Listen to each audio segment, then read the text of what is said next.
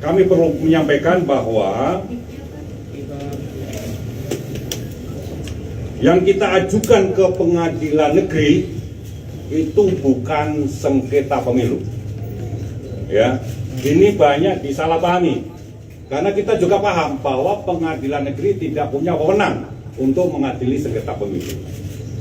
Yang kita ajukan ke sana adalah PMH, perbuatan melawan hukum yang dilakukan oleh penyelenggara pemilu, yaitu KPU, yang telah kemudian menghambat hak politik kami sebagai warga negara yang mendirikan partai politik untuk ikut dalam pemilu.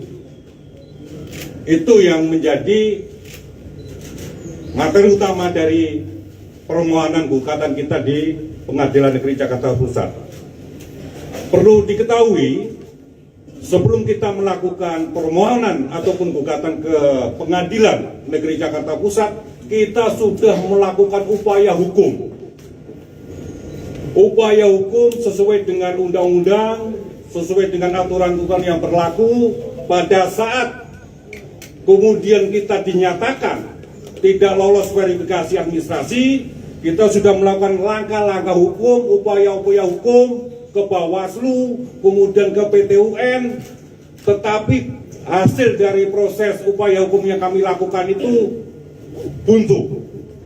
Maka kemudian atas nama hak asasi manusia sebagai warga negara yang punya hak politik, kami mengajukan permohonan gugatan ke pengadilan negeri, bukan dalam konteks sengketa pemilu, tetapi sebagai upaya memperjuangkan hak sipil kami, hak politik kami sebagai warga negara yang mendirikan partai politik untuk ikut menjadi peserta pemilu 2024.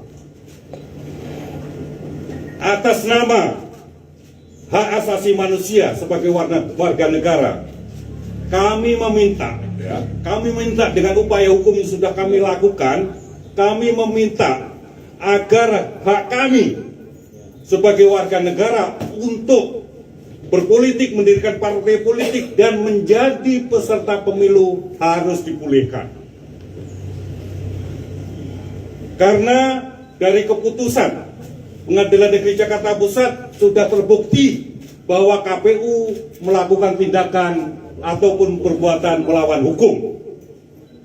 Artinya kita punya hak untuk menuntut supaya hak politik kita sebagai peserta pemilu dipulihkan kembali.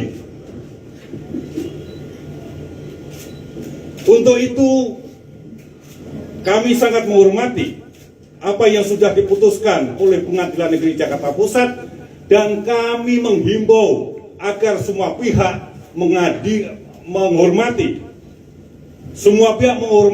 putusan Pengadilan Negeri Jakarta Pusat tersebut, siapapun